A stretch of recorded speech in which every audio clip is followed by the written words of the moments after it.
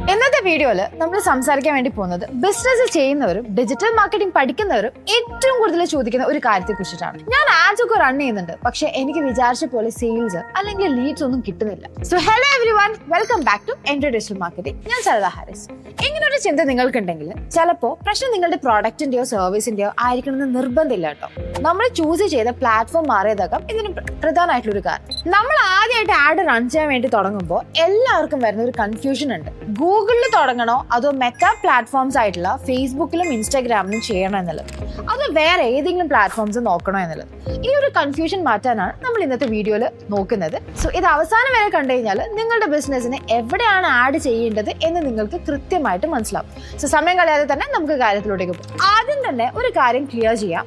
Google ആഡ്സും meta ആഡ്സും തമ്മിൽ ഒരു competition അങ്ങനെ ഒരു കാര്യമില്ല. ഞാൻ മെറ്റാ ആഡ്സിൽ മാത്രമേ റൺ ചെയ്യുള്ളൂ അല്ലെങ്കിൽ ഗൂഗിൾ ആഡ്സ് ചെയ്യില്ല ഇങ്ങനെയൊക്കെ ചിന്തിച്ചു കഴിഞ്ഞാൽ വലിയ കാര്യമൊന്നുമില്ല. ഇത് രണ്ട് രീതിയിലാണ് വർക്ക് ചെയ്യുന്നത്. സോ ആദ്യം ഗൂഗിളിന്റെ കാര്യം നമുക്ക് നോക്കാം. ഗൂഗിൾ ആഡ്സ് എന്ന് കേൾക്കുമ്പോൾ തന്നെ നമ്മളുടെ മൈൻഡിൽ വരുന്നത് എന്താ? ഇതൊരു ഹൈ എൻഡ് പ്ലാറ്റ്ഫോം ആണല്ലോ എന്നായിരിക്കും അല്ലെ. അതായത് അത്യാവശ്യമുള്ളവരാണ് ഇവിടെ വരുന്നത്.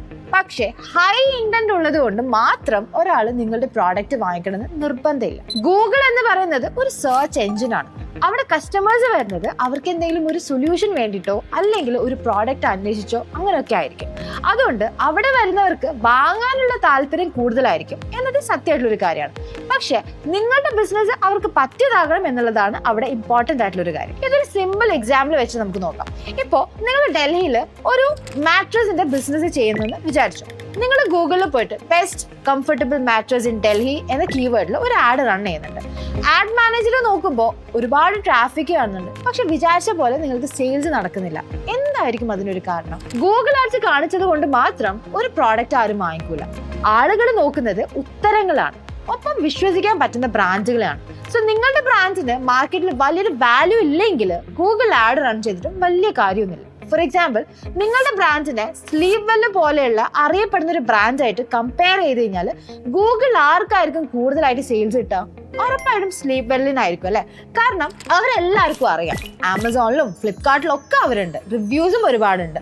സ്വാഭാവികമായിട്ടും ആളുകൾ അവരെയായിരിക്കും വിശ്വസിക്കാൻ വേണ്ടി പോകുന്നത്. പക്ഷെ നമ്മളൊരു പുതിയ ബ്രാൻഡ് ആയതുകൊണ്ട് ആളുകൾ പെട്ടെന്ന് നമ്മളെ വിശ്വസിക്കാനും ചാൻസ് ഇല്ല. അതുകൊണ്ട് ഗൂഗിൾ ആഡ്സ് ചെയ്യാൻ പ്ലാൻ ഉണ്ടെങ്കിൽ ഒരു കാര്യം നിർബന്ധമായിട്ട് ശ്രദ്ധിക്കണം. വെറുതെ പൈസ മുടക്കിയാൽ സെയിൽസ് നിങ്ങൾക്ക് കിട്ടില്ല. നിങ്ങളുടെ ലാൻഡിംഗ് പേജ് നല്ലതായിരിക്കണം. ഒപ്പം നിങ്ങൾക്കൊരു ഒമ്നി പ്രസന്റ് സ്ട്രാറ്റജി ഉണ്ടായിരിക്കണം. ഇനി സിമ്പിൾ ആയിട്ട് ഒമ്നി പ്രസന്റ് സ്ട്രാറ്റജി എന്താണെന്ന് നമുക്ക് നോക്കാം. നിങ്ങളുടെ ബ്രാൻഡ് എല്ലായിടത്തും കാണണം, ഇതാണ് കാര്യം. ഒരാൾ ഗൂഗിളിൽ നിങ്ങളുടെ ആഡ് കണ്ടു, എന്നിട്ട് അവർ സോഷ്യൽ മീഡിയയിൽ പോയിട്ട് ഒന്ന് നോക്കുമ്പോൾ അവിടെയും നിങ്ങളുടെ സാന്നിധ്യം ഉണ്ടാകണം. നിങ്ങളെ കുറിച്ചുള്ള റിവ്യൂസ് കാണാൻ വേണ്ടി പറ്റണം. ഇങ്ങനെ പല സ്ഥലങ്ങളിൽ കാണുമ്പോഴാണ് കസ്റ്റമേഴ്സിന് ഒരു വിശ്വാസം വരുന്നത്. ചുരുക്കത്തില് ഗൂഗിൾ ആഡ്സ് നിങ്ങളുടെ ബ്രാൻഡിന് ഒരു വാലിഡേഷൻ തരുന്ന ഒരു സംഭവമാണ്. ഇനി നമുക്ക് മെറ്റാ ആഡ്സിലോട്ടേക്ക് നോക്കാം.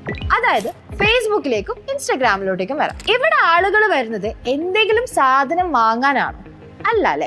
ഗൂഗിളിൽ ആളുകൾ ഉത്തരം തേടി വരുന്നു, എന്നാൽ ഫേസ്ബുക്കിലും ഇൻസ്റ്റാഗ്രാമിലൊക്കെ ആളുകൾ വെറുതെ സ്ക്രോൾ ചെയ്തുകൊണ്ടിരിക്കാനാണ് വരുന്നത്. ഇതിനിടയിലാണ് നമ്മൾ നമ്മുടെ പ്രോഡക്റ്റ് അവർക്ക് കാണിച്ചു കൊടുക്കുന്നത്. ഇത് കൊള്ളാലോ എന്നൊരു ആഗ്രഹം അവരിൽ നമ്മൾ അപ്പോൾ ഉണ്ടാക്കാനായിട്ട് ശ്രമിക്കും. ഫോർ എക്സാമ്പിൾ, കേരളത്തിലെ ഒരു സിൽവർ ജ്വല്ലറി ഷോപ്പ് അവരുടെ ആഭരണങ്ങളുടെ ഒരു ഫോട്ടോ വെച്ചിട്ട് ഫേസ്ബുക്കിൽ ഒരു ആഡ് റൺ ചെയ്തു എന്ന് വെക്കാം. ആ ആഡ് കാണാൻ വലിയ രസമൊന്നും ഇല്ലെങ്കിലും ആളുകൾ അത് ശ്രദ്ധിക്കില്ല, നമ്മൾ സ്ക്രോൾ ചെയ്ത് പോകും അല്ലെ.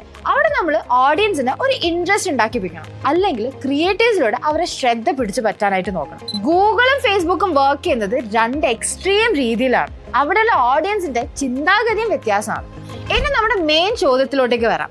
നിങ്ങളുടെ ബിസിനസ്സിന് ഏതാണ് നല്ലത്? ഇവിടെ നമ്മൾ ആദ്യം നോക്കേണ്ടത് നമ്മുടെ ബഡ്ജറ്റാണ്. നിങ്ങളുടെ കയ്യിൽ മാർക്കറ്റിംഗ് ബഡ്ജറ്റ് കുറവാണെങ്കിൽ ഫേസ്ബുക്ക് അല്ലെങ്കിൽ ഇൻസ്റ്റാഗ്രാം ആഡ്സ് ചൂസ് ചെയ്യുന്നതാണ് നല്ലത്. കാരണം നല്ല ക്രിയേറ്റീവ്സ് ഉണ്ടെങ്കിൽ കുറഞ്ഞ ചെലവിൽ അവിടെ നല്ല റിസൾട്ട് കൊണ്ടുവരാനായിട്ട് നിങ്ങൾക്ക് സാധിക്കും. ഇനി അത്യാവശ്യം നല്ല ബഡ്ജറ്റ് ഉണ്ടെങ്കിൽ നിങ്ങൾക്ക് ഗൂഗിൾ ആഡ്സ് നോക്കാം. പക്ഷെ ഓർക്കേണ്ട ഒരു കാര്യം, ഗൂഗിൾ ആഡ്സ് ഒരു ലോങ് ടേം ഗെയിമാണ്. പെട്ടെന്ന് റിസൾട്ട്സ് കിട്ടാനായിട്ട് ഉറപ്പില്ല, പക്ഷെ ദീർഘകാലത്തോട്ടേക്ക് അത് നല്ല രീതിയിൽ നിങ്ങൾക്ക് ഗുണം ചെയ്യാനും ചാൻസ് ഉണ്ട്. സോ ഗൂഗിൾ ആഡിനെ കുറിച്ചിട്ട് മെറ്റാ ആഡ്സിനെ കുറിച്ചും വളരെ ഡീറ്റെയിൽഡ് ആയിട്ട് A to Z കാര്യങ്ങൾ പഠിക്കണം എന്ന് നിങ്ങൾക്ക് ആഗ്രഹം ഉണ്ടെങ്കിൽ നമ്മുടെ ചാനലിൽ ഡിജിറ്റൽ മാർക്കറ്റിംഗ് പ്ലേലിസ്റ്റിൽ പോയി കഴിഞ്ഞാൽ ഇതിന്റെ ഡീറ്റെയിൽഡ് ആയിട്ടുള്ള വീഡിയോ നിങ്ങൾക്ക് അവിടെ കാണാൻ വേണ്ടി പറ്റും. സോ അതൊന്ന് ചെക്ക് ചെയ്യാം. ഇനി ബിസിനസ്സിനനുസരിച്ചിട്ട് ഏത് പ്ലാറ്റ്ഫോം വേണമെന്ന് നമുക്ക് പെട്ടെന്ന് നോക്കാം. ആദ്യത്തേത് എമർജൻസി ന്യൂസ്. പ്ലംബർ, ഡെന്റിസ്റ്റ് പോലെയുള്ള സർവീസുകളാണെങ്കിൽ നിങ്ങൾക്ക് വേണ്ടത് ഗൂഗിൾ ആഡ്സ് ആണ്. കാരണം പല്ലുവേദന വരുമ്പോൾ ആരും ഇൻസ്റ്റാഗ്രാമിൽ പോയിട്ട് റീൽസ് നോക്കില്ലല്ലോ അല്ലെ, നേരെ ഗൂഗിൾ ആയിരിക്കും പോയിട്ട് സെർച്ച് ചെയ്യാൻ വേണ്ടി പോകുന്നത്. രണ്ടാമത്തത് നോൺ ബ്രാൻഡുകൾ.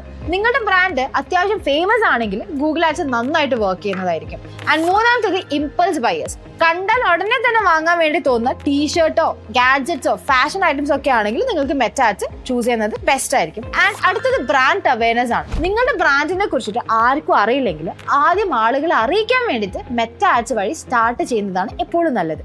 ആൻഡ് അടുത്തതാണ് ഇമോഷണൽ കണക്ഷൻസ്. ഒരു ഇമോഷൻസുമായിട്ട് കണക്ട് ചെയ്യാൻ പറ്റുന്ന രീതിയിലുള്ള പ്രോഡക്റ്റുകൾക്കാണെങ്കിൽ നിങ്ങൾക്ക് മെറ്റാ ആഡ്സ് ആണ് ഏറ്റവും നല്ലത്. പിന്നെ ഉള്ളത് റിപ്പീറ്റ് കസ്റ്റമേഴ്സ് ആണ്. കസ്റ്റമേഴ്സ് വീണ്ടും വീണ്ടും വാങ്ങിക്കുന്ന തരം ബിസിനസ് ആണെങ്കിൽ നിങ്ങൾക്ക് ഗൂഗിളും മെറ്റയും ഒരുമിച്ച് കൊണ്ടുപോകുന്നതാണ് ഏറ്റവും നല്ലത്. സോ വലിയ ബ്രാൻഡുകളൊക്കെ ചെയ്യുന്നത് മെറ്റാ ആഡ്സ് വഴി പ്രോഡക്റ്റിന് ഒരു ഡിമാൻഡ് ഉണ്ടാക്കിയിട്ട് ഗൂഗിൾ ആഡ്സ് വഴി ആ ഡിമാൻഡ് അവർ ക്യാപ്ചർ ചെയ്യാനായിട്ട് നോക്കും. ഈ രണ്ട് പ്ലാറ്റ്ഫോമുകളും സ്മാർട്ട് ആയിട്ട് ഉപയോഗിക്കുന്നതാണ് എപ്പോഴും നല്ലത്. നിങ്ങളുടെ കസ്റ്റമർ ആരാണ്, നിങ്ങളുടെ ഓഫർ എന്താണ് എന്ന് മനസ്സിലാക്കി കഴിഞ്ഞാൽ ഈസി ആയിട്ട് പ്ലാറ്റ്ഫോം ചൂസ് ചെയ്യാൻ നിങ്ങൾക്ക് സാധിക്കും.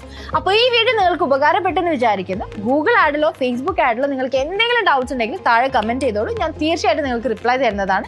ഡിജിറ്റൽ മാർക്കറ്റിംഗിനെ കുറിച്ച് കൂടുതൽ അറിയാൻ വേണ്ടിയിട്ട് നമ്മുടെ എൻട്രിയുടെ ഈ ചാനൽ ഒന്ന് സബ്സ്ക്രൈബ് ചെയ്യാനും മറക്കരുത്. Thank you so much. See you the next one.